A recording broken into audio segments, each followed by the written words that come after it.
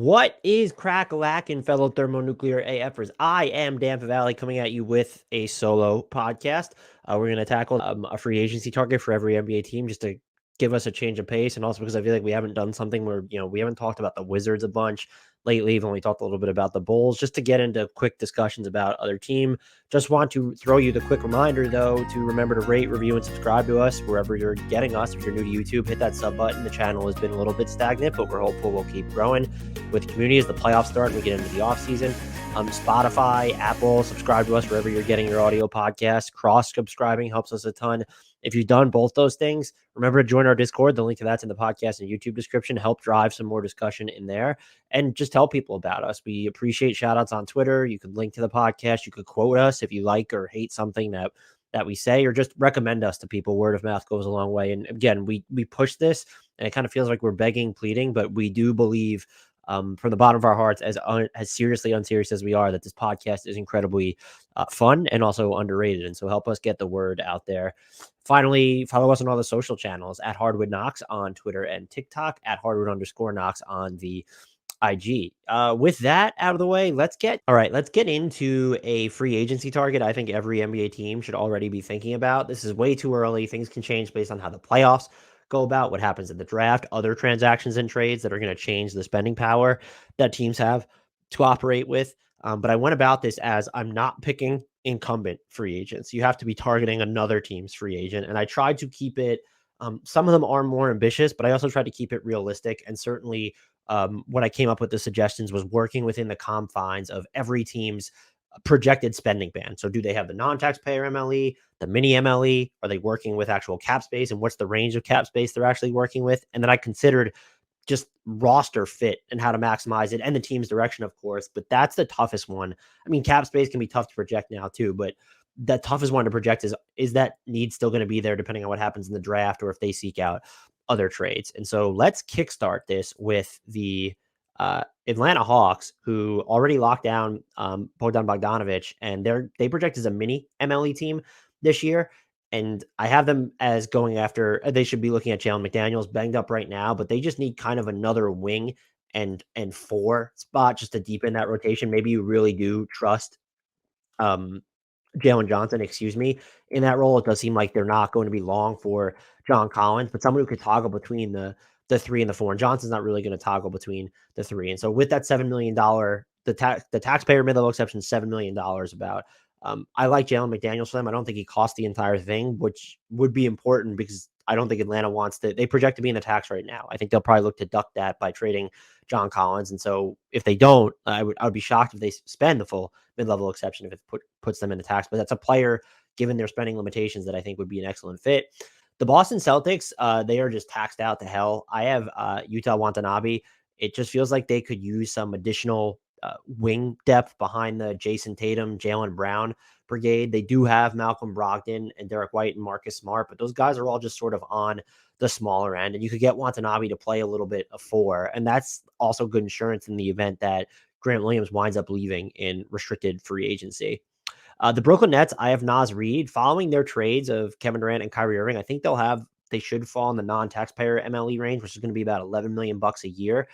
That's probably where Reid's $11.4 million as a starting salary. That's probably where Reid's market lands. He has like an actual floor game, which is incredible to really see. Not going to give you too much in the way of defense, but you could probably get away with, he takes enough threes and he's not necessarily hitting them at the highest clip, but you could play him next to Nick Claxton. You could play him next to Ben Simmons if he's still on the roster.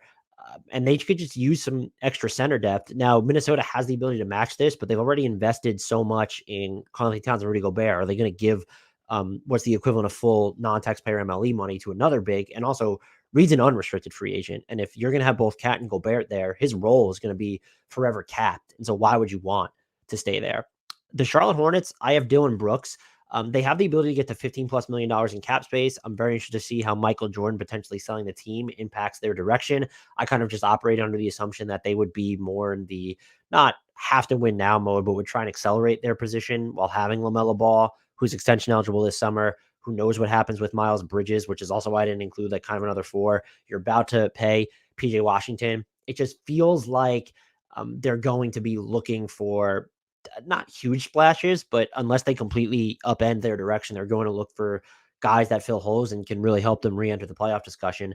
They need players who give a damn about perimeter defending on the perimeter and can really actually defend well on the perimeter. I think Brooks would be a good fit under head coach Steve Clifford, and I would pay him $15 million if that's what it costs to get him.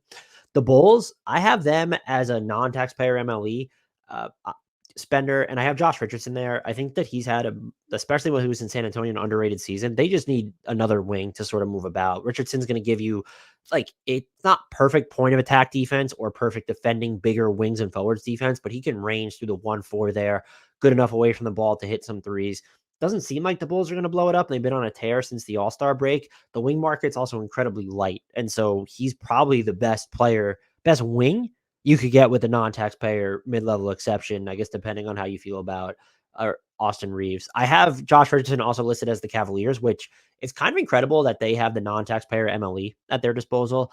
They could actually get some cap space, but it would take too many logistical hurdles for them to actually have more than what the non-taxpayer MLE is worth, $11+ million. And also, I think that Karis LeVert has been fairly valuable to them. And so they still need to plug that 3 spot long term, or in the lineups where they're going with one big, maybe someone who can help you downsize to the 4 or allow you'll play with Isaac Okoro and then the 2 small guards and one big. Josh Richardson absolutely does that. The Dallas Mavericks, they're going to be working with a mid-level exception. They have the offense to skew all defense, and I would go with Matisse Thybulle. Now, I had listed him before he kind of went kaboom in Portland. He's been shooting like 39% from 3, moving off the ball way better. That makes it more intriguing to the Mavericks, but I started to wonder, does the mini MLE, again, $7 million per year or as a starting salary, does that get you into Matisse Thybulle territory? I honestly don't know. And then after that, like maybe you look at Hamidou Diallo, then he's smaller. So that could impact you, but what he gives you, at least his defensive range, like that's just something they need at this point. The Denver Nuggets, so they're going to be mid-level players as well. And I don't know that they're going to spend it just because, yes, they're in the tax, but I don't trust ownership in the Cronkies to keep spending and spending. I think the way their season ends is going to determine a lot about how much they spend and what they're doing. We could see them shake things up in the trade market. I really like Javonte Green when he's healthy.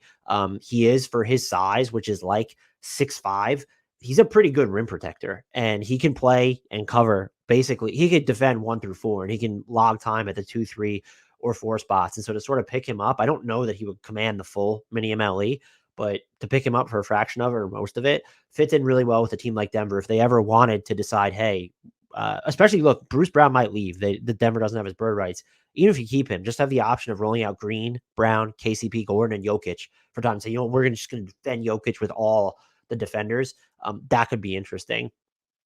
The Detroit Pistons, they are going to have cap space, probably in the 25 million plus range. That's even after the James Wiseman trade. I have Gary Trent Jr. He's a player option, and I think they do have Bojan Bogdanovic still. They have Alec Burks as well. I think they just need someone else in there who could go out and chuck a bunch of threes and maybe party crash some passing lanes. And he's just young enough. He's still only 23, I believe, and so he fits whatever timeline they're at, and it just opens up more room for Ivy and a healthy Cade Cunningham to operate. I don't know who to pick for the Warriors, especially Draymond Green's entering free agency. I don't think they're going to be able to keep Dante DiVincenzo, and so maybe you should look at a replacement for him. Are they a team that tries to give some run to Hamidou Diallo? I think his shooting limitations, even though he's shot better from the mid-range lately, before his injury anyway, like that could be prohibitive, but he does a lot of the same things defensively as a GP2, at least positionally, or what Dante DiVincenzo's given them. I settled on Dario Saric just with the mini MLE. They could stand to beef up the backup big situation, even if you trust Jonathan Kuminga. You also don't really know. This is a good hedge if Draymond Green does leave in any event. Otherwise, yeah, you could go. They definitely need a bigger wing. And so, do they get it? Josh Richardson is a bigger wing, but did they get in on the Josh Richardson sweepstakes? They just don't have a lot to work with. We don't even know if they're willing to spend the full mini MLE at this point. Houston, so I should change. I have Fred VanVleet listed just because he's a little bit younger than James Harden, and they just need someone to kind of organize their offense. They've been playing better of late. I like what Fred VanVleet would do for them defensively. But I guess you should just put James Harden here. You have so much cap space that if he promises to bring another star with you, why the fuck not? But in theory, if I were the GM and I wanted to bring in a veteran floor general, I'm looking at Fred VanVleet first, just because I don't think he's someone who's going to augment the development of the youngsters more than Harden would. And he gives you a more flexible timeline, not just because he's a little bit younger, but also because he plays away from the ball so often that you don't necessarily need to rush into another trade, a consolidation trade. So I like Fred VanVleet in Houston. I don't think having Kevin Porter Jr. or Jalen Green should really impact your thinking there. Maybe if you get Scoot Henderson, that's when you have to start to recalibrate. Indiana, if PJ Washington, they are still going to have like 25 plus million in cap space after extending Turner. He's a perfect fit alongside Turner. Washington has a little bit of a floor game, can operate from the elbows or the nail if you need him to, but he's probably better off just dotting another big man. But I also think you want to have the ability to toggle between him and Turner, where yes, Turner's gotten better as a screener, making decisions with the ball and roller and making decisions with the ball in his hands, but he's also still a good outsized threat, which is going to give PJ Washington plenty of room to operate. An offense headlined by Mathurin, Washington, Turner, and Halliburton. And then if Hield is still there, that'd be scary as fuck, by the way, too. There are a lot of other, like I thought about Cam Johnson here.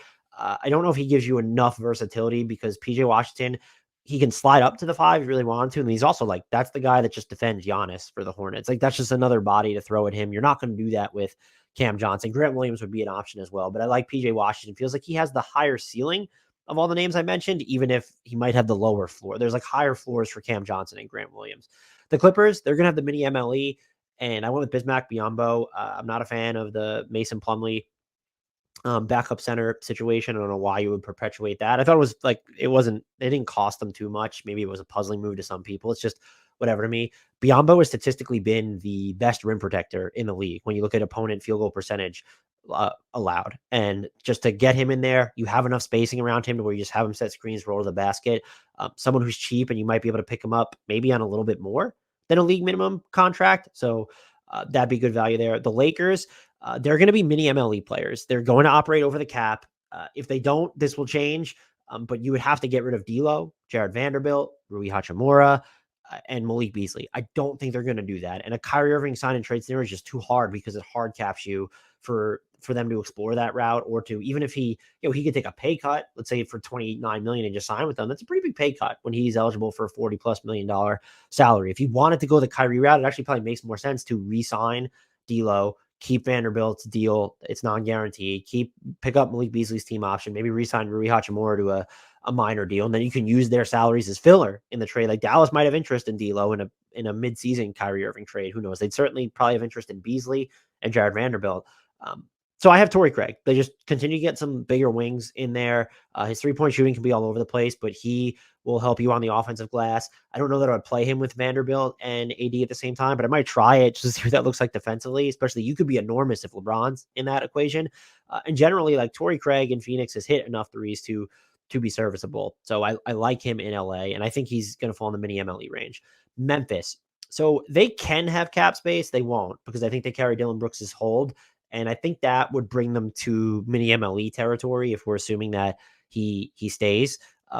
Harrison Barnes is who I've listed. He's not signing for the mini MLE. He's not signing for the non-taxpayers MLE. This is just more of a sign and trade scenario. The Grizzlies have plenty of flexibility under the hard cap. They can make something happen.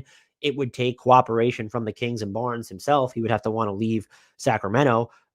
Maybe the Kings are open to it just because they have, in theory, his replacement in Keegan Murray waiting in the wings. And Keegan Murray's ready to do more on offense. Is he ready to do more on defense? Barnes doesn't carry this huge load on defense either. And Murray, we've seen him match up statistically with a lot of third options. And if you're the Kings and maybe you're looking to make a bigger trade, if you can get like a smaller asset in a deal for Barnes while taking back salary that you don't mind having on the books, of course, could you then turn around and make another deal for just like a higher end? Or can you enter the Mikal Bridges or OG Anunoby sweepstakes, two players who are perfect fits there? You might be wondering, well, why would Memphis just enter those sweepstakes? They are inherently risk averse right now. Maybe the playoff changes that. This feels like the in-between move, which is sort of just like what they made at the trade deadline. Instead of going all in on something, they acquired Luke Kennard. Kyle Kuzma would be interesting there too, I believe, but I think Barnes is a little bit more plug and play. The Heat, I just have Joe Ingles. They're going to have the mini MLE. Any major move they make will come on the trade deadline. They still need to, I know Kevin Love is there and starting, and there's been some interesting moments with him and Bam on the court, but you could put Joe Ingles in that spot while still bringing Caleb Martin off the bench, gives you another offensive organizer in the half court if you like. And should you decide to move Kyle Lowry, it's not just sort of this like huge swing, but you need some more half court functional diversity. And I think Joe Ingles gives you that as old as he is right now. And I don't even think he would cost the full mini MLE to bring in at this point. The Milwaukee Bucks, who are Joe Ingles' current team, I have Jalen Noel, in part because I wonder Javon Carter's player option. Is he going to get paid more than the Bucks necessarily want to give him? Jalen Noel is younger, might actually be cheaper because he's been so up and down in Minnesota, been banged up at points as well. And he gives you some just spark in the half court. You would like to see his 3-point shooting clip be higher, but he's done some nice creation on drives for Minnesota this year. And even if you have Javon Carter, to bring in another ball handler type who will put pressure on defenses, put them in rotation in the half court, I think you need it. You have Chris Middleton, Drew Holiday, Giannis still. You've been top 5 in half court efficiency since Middleton came back. But the core is getting older. Drew Holiday is going to miss games. Chris Middleton's going to miss games. And like your bench is going to inherently thin out. You have some older guys on there too. I don't know how much Jalen Noel costs, but he's I think Sharani reported he wanted out of Minnesota at some point and wasn't going to sign an extension. Does he fall in the MLE range? I think he comes close. I don't see anyone giving him the full MLE, which is around 11, but could they give him more than 7? Maybe. Minnesota, Josh Richardson coming up again. They could just use another wing type player. I think maybe their needs change or their preferences change based on the close to this season when you have Conley, Kyle Anderson, Jaden McDaniels, Karl-Anthony Towns, Rudy Gobert getting a real feel for that rotation. Josh Richardson can just slide in, plug and play. You don't need to start him, can come off the bench. Will give you some really tough defensive minutes. And Minnesota should be working with a non-taxpayer MLE. That might change depending on if they pay both Noel and Naz Reid. But operating with their holds, if they don't have a problem hard capping themselves, I think Josh Richardson would end up being a really good bet for them. The Pelicans, I have Danny Green just because let's just get someone in here who can shoot, and he's going to give you better defensive minutes at this point than a CJ McCollum would. I don't even want to get into there. By the way, I have them in the mini MLE territory because if they keep their roster the same with McCollum's salary, Ingram's salary, Valanciunas' salary, Zion's extension kicking in, they're going to be up against the tax. They could, in theory, carve out some space to use the bigger MLE, in which case then they could look at setting their sights a little bit higher. Did they become a Jalen Noel team? Perhaps I wouldn't trust it. They've done kind of the high variance experience with. I want to compare him to Devontae Graham, different types of player. He's going to put more pressure inside the arc, but they could aim higher if they go that route. I just don't know that I trust them to, or I ultimately think not that this is pointless, but let's get the vet. You already have a high quality vet in CJ in the locker room. Danny Green will certainly help that. You could also keep Josh Richardson still too while affording Danny Green, I would think. They just need more functional shooting in there. And that's if they don't make any other changes. I fully expect that they're probably going to make a trade this summer, though. And I would bet against both CJ McCollum and Brandon Ingram being back in New Orleans next season. The New York Knicks, this is tough. I have them as non-taxpayer mid-level spenders, so that $11+ million range. That could change too, depending on how much it costs to keep Josh Hart, who has a player option. But I think they should still have access to it based off my own projections. And so I have Dante DiVincenzo listed because I want to just bring all of Villanova players under one roof, apparently, but also because they need a wing. They need another, just a wing that's RJ Barrett size, who's an actual wing. And more maybe plug and play. RJ sometimes looks like that. So you're adding in Dante DiVincenzo, who kind of falls into the Quentin Grimes, Josh Hart size territory, where it's they're not big, but you can still move them around, and it's just really fundamentally sound. And so my logic here, I don't want to spend too much time on this because I'm trying to blow through it. My logic here is just that get someone who's a ball mover, who can hit outside shots, and he's been semi-comfortable upping his 3-point volume. That's just a great fit who allows you to, if you're comfortable downsizing, and we've seen it with Brunson, Quickly, and Hart, this can be an extension of that. But also, if you have to move, I'm not saying they should, but if you have to move a Grimes or a Barrett or a Quickly as part of a star trade, you still have this other guy here who can pick up some of those responsibilities. You can even put the ball in his hands and he can run a little bit of your offense. And if it's costing you, again, you don't want to get too small on the wings, but who else do you really want them to spend this $11+ million on? It's not going to be up front where you have Randall, Hartenstein, and Mitchell Robinson.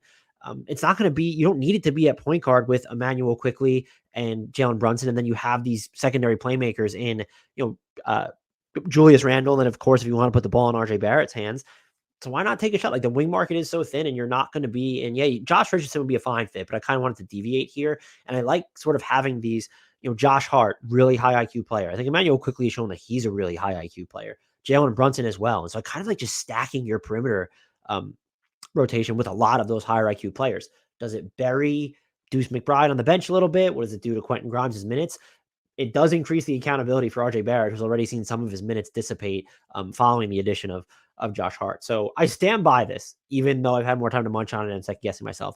The Thunder, I have Grant Williams. I want the Thunder so badly to spend what could be 30 plus million in cap space. I really wanted them to go after Miles Turner when he was available. I don't think they're going to make this huge offer, but Grant Williams is young. He's restricted, probably won't cost as much as a PJ Washington because of PJ Washington's on ball skills and just plays more. Probably won't cost as much as Cam Johnson either. And he's had some rough stretches with Boston going through one now. But like he fits alongside Chet Holmgren, or you can try playing him at the 5. I don't know how well it works. He's not like a traditional rim protector, but he's super switchable. And so if you trust like some of your other guys and a Jalen Williams to just be the backline protector, or a Poku if he's still going to be there and healthy next year, just a fantastic fit with, and not to mention Kendrick Williams, just fits. And he's young enough to where he's young enough, low usage enough that he doesn't infringe upon development. I would argue that someone like Cam Johnson wouldn't either. I would even say PJ Washington wouldn't. Yeah, you need more on ball reps for him, but you could fit him into the larger dynamic. And he's also just young enough. I would, if I was this team and Brook Lopez was available and you can give him like a 1 year or 2 year windfall to just pair him with Chet Holmgren, stagger them, play them together.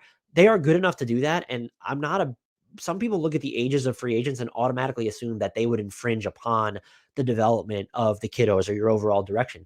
That's not the case. If it's someone who's just so ultra ball dominant, like a Russell Westbrook, yes, that could be the case. But if it's just an older guy who can fit within a larger ecosystem, both on offense and defense, why not? Settle on Grant Williams, though, trying to keep some variance. And I do like him, I think, more for OKC than a PJ Washington, than a Cam Johnson. He gives you more positional flexibility on defense than Cam Johnson. And then he's just, he's more plug and play on offense than a PJ Washington. And when you have Josh Giddey, when you have Jalen Williams, when you have Shai Gilgeous-Alexander, of course, I appreciate that more. And then also you just want someone who is so used to spacing the floor, even if it's not under a ton of volume, because you also have Lou Dort. And so like you want him to be able to venture inside the arc as well, in addition to Giddey, SGA, Jalen Williams putting pressure on defenses.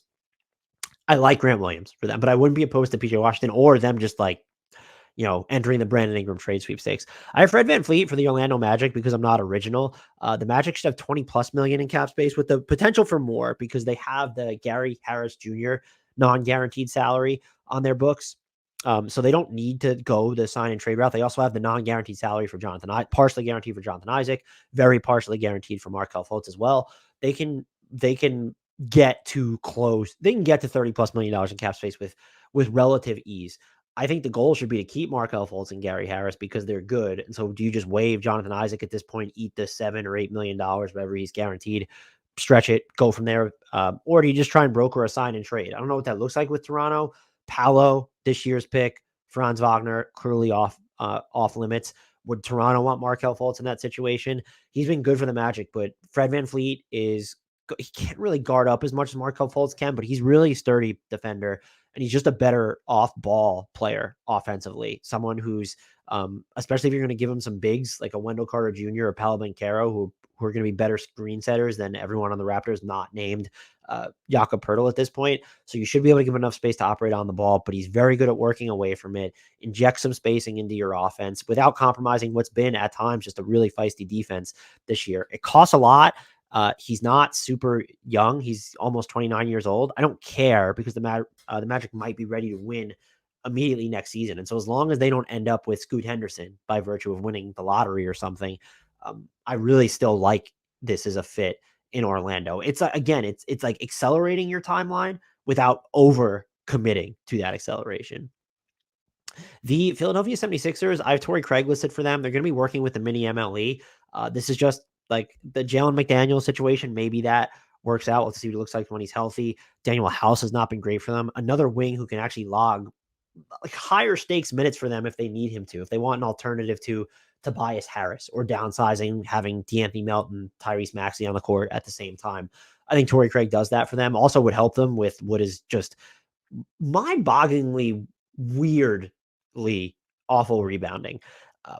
That said, I don't really know which direction to go with the Sixers until we figure out what they're doing with James Harden. My assumption is he will be back unless there's just a cataclysmic collapse in the playoffs or Joel Embiid decides to request a trade. But I'm just assuming the Sixers are still contenders and they're working with mini MLE. Give me Torrey Craig for them. The Suns. This is ambitious. I have Bruce Brown, just the perfect player for them. Anyone who listens to this podcast knows how much I like Bruce Brown. He's not this lockdown one-on-one defender as the Denver Nuggets have discovered, but he exists so well within a team concept, and the fact that he can guard point of attack but also go up for stretches at a time, that really matters. And they don't need him to be just because you still have Josh. Well, you could still, well, maybe you can't keep Josh Okogie, by the way. That's really something to consider. He's really come on for Phoenix. They don't have his bird rights, but like he can fill that role of a player who's more diverse on offense than a Josh Okogie, because you look at what Brown can do as a passer, even just on the ball, putting pressure on the basket. His three-point shooting has come down, and that's sort of a biggie. Do you trust Josh Okogie to take threes more than him? You certainly trust Torrey Craig at this point. Can you get him for the mini MLE? It's $7 million.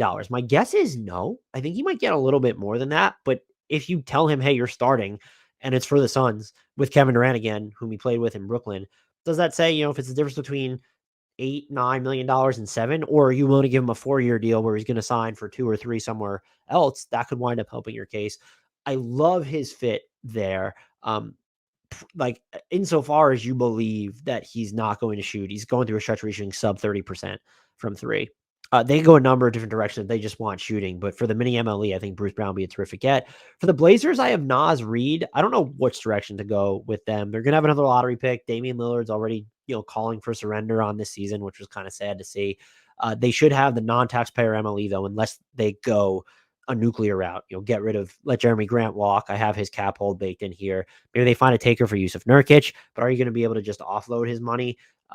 Just to get the cap space would take too much collateral damage. They need just a better big man rotation, but they need a better wing rotation as well, and even a better, bigger guard rotation. They could use a little bit of everything here.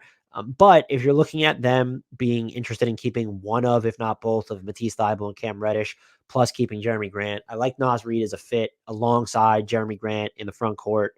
You can play lineups then. I think that gives you enough spacing still to play Thybulle there with Simons and Lillard. And I think that gives you enough defense and size to not be a complete disaster on the glass and defensively overall. You could go a different like big man route. Biyombo might be cheaper and he would still be a really good fit. I would love Brook Lopez for this team. Actually, I just don't think the non-taxpayer MLE gets him out of Portland. And I look, the direction Portland's going to take, they're going to have another high lottery pick. They have Shaden Sharp. This isn't me suggesting they're going to trade Dame, but are they going to play it safe like they always have, or maybe they aim for doubles, or they're going to look to make more of a blockbuster move using that pick, maybe Shaden Sharp, maybe Anthony Simons, some combination of those three, or that Knicks pick, and trading their own future first is complicated because they owe that lottery protected through 2028 pick to Chicago. But if they go that route, it changes their needs.